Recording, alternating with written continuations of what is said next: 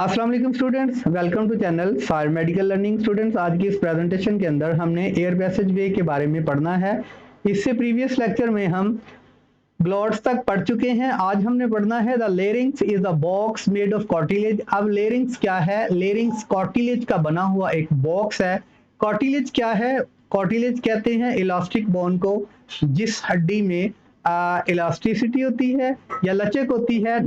नरम हड्डी को लेरिंग्स कहते हैं। कार्टिलेज की हड्डी जो है वो नरम हड्डी होती है। लेरिंग्स कार्टिलेज का बना होता है।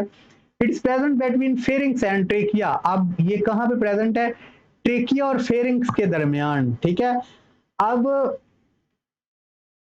जो ट्रेकिया है ये मैंने आपको बताया था कि ये हवा की नाली है, और जो फेरिंग्स है इसके बारे में मैंने आपको बताया था कि ये कॉमन ओपनिंग है।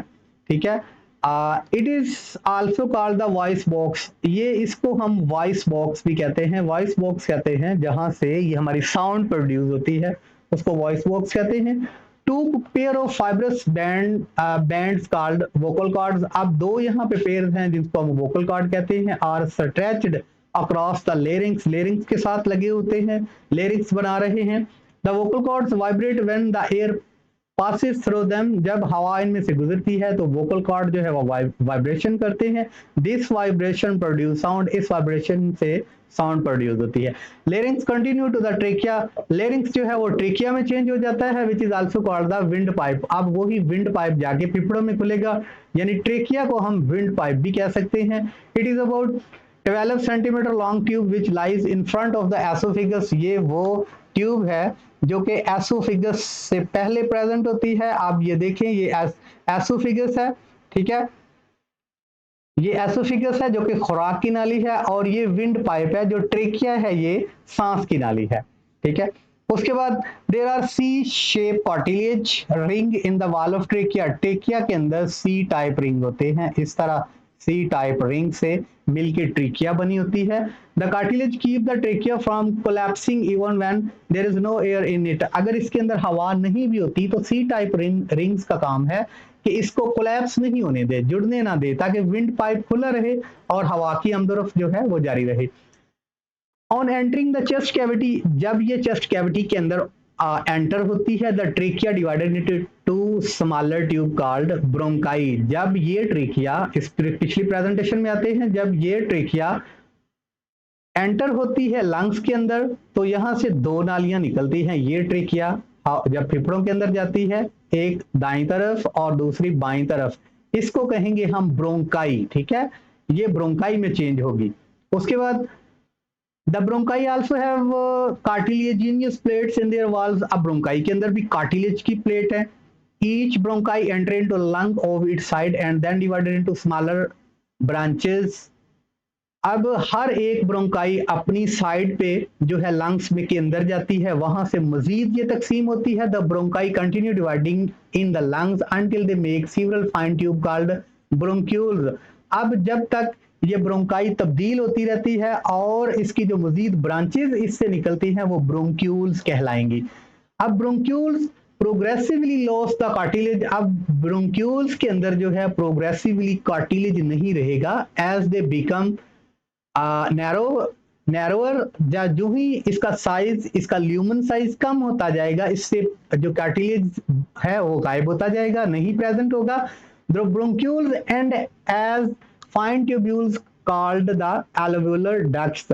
अब जो ब्रोंक्यूल्स है वो एट लास्ट जो है एल्वुलर डक्ट्स में तब्दील हो जाएगा। Each alveolar ducts open into a cluster of pouches called alveoli. हर एल्वुलर डक्ट जो है वो एल्वोलाई की सूरत, जहां पे एक गुच्छा बन जाएगा। ठीक है। उसके बाद alveoli form the respiration surface in human body. अब जो एल्वोलाई है वो यहाँ पर रेस्पिरेटरी जो रेस्पिरेशन होती है वो सरफेस एरिया बॉडी को फ्रॉम कर रही होती है। एल्वोलाई के अंदर गैसेस एक्सचेंज होते हैं।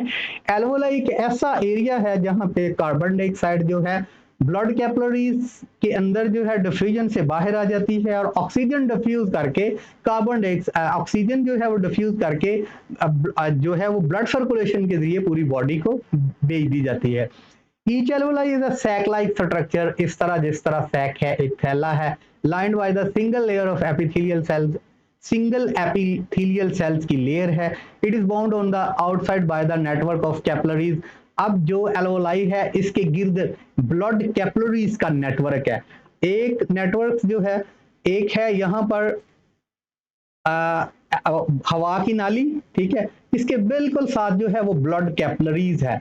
अब हवा की नाली और ब्लड कैपिलरीज का नेटवर्क इसी वजह से है कि कार्बन डाइऑक्साइड डिफ्यूजन के जरिए इस पाथवे के अंदर आ जाए और यहाँ से ऑक्सीजन जो है वो ब्लड सर्कुलेशन के अंदर शामिल हो जाए।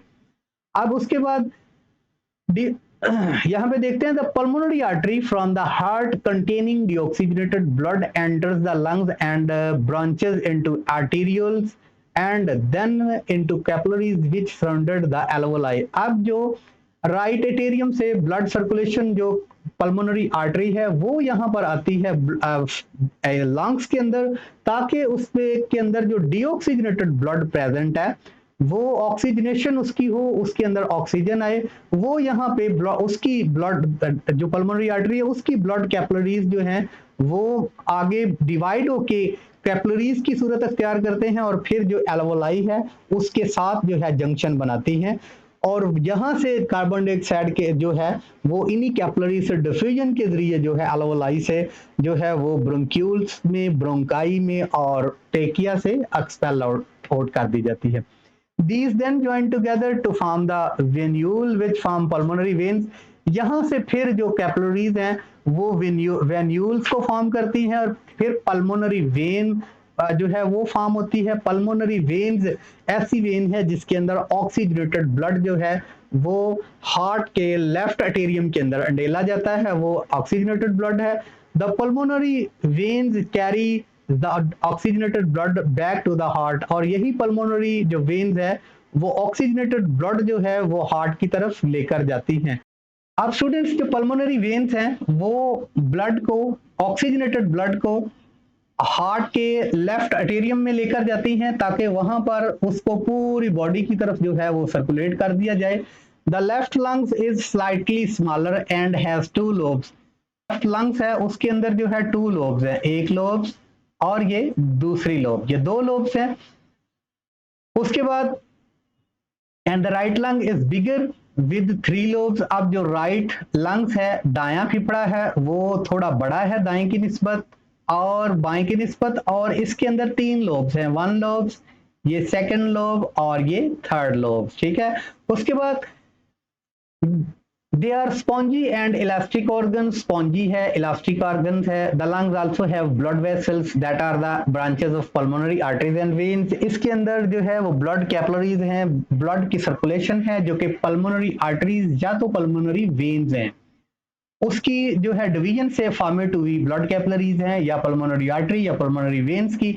each lung is enclosed by two membranes called the outer pleural membrane। Her lungs के गिर्द एक झिल्ली है, उस झिल्ली को हम कहते हैं प्लोरल मेम्ब्रेन। जैसा हार्ट के गिर्द एक पेरिकार्डियम लेयर है, इस तरह इसके गिर्द भी एक शीथ है, मस्कुलर लेयर है, ठीक है, मेम्ब्रेन है, इसको हम कहेंगे plural membrane. The membrane enclose a fluid which provide lubrication for the free expanding and contracting of the lungs. अब जो फ्लूइड प्रेजेंट है वो फ्लूइड इसको अलाउड करेगा कि जब ये एक्सपेंडिंग और कंट्रैक्शन कंडीशन में होगा तो इसमें फ्रिक्शन पैदा ना हो, इसलिए उस जो प्लूरा मेम्ब्रेन है उसके अंदर जो है वो फ्लूइड प्रेजेंट होता है जो कि इसको एक्सपेंडिंग और कंट्रैक्टिंग के दौरान जो है वो लुब्रिकेशन प्रोवाइड करता है। स्टूडेंट्स, ये था रेस्पिरेटरी सिस्टम, ये था वो ट्रैक या एयर पैसेज वे, ये था वो लंग्स जिसके जरिए इंसान जो है वो रिस्पिरेशन का प्रोसेस करता है, ऑक्सीजन जो है वो डिफ्यूजन के जरिए एल्वोलाई के जरिए से जो है वो हमारे ब्लड सर्कुलेटरी सिस्टम में भेज दी जाती है, और जो कार्बन डाइऑक्साइड होती है वो जब हवा को हम बाहर निकालते हैं सांस को तो वही डिफ्यूजन के जरिए जो है एल्वोलाई से बाहर फेफड़ों में आ जाती है और फेफड़ों के सरफेस एरिया से इसको ट्रेकिया के जरिए बाहर निकाल दिया जाता है। तो इंशाल्लाह अगले लेक्चर जो भी होगा इंशाल्लाह मैकेनिज्म ऑफ ब्रीदिंग का जो मैकेनिज्म है, मैकेनिज्म ऑफ ब्रीदिंग ये पढ़ेंगे। तब तक के लिए इजाजत, अस्सलाम वालेकुम।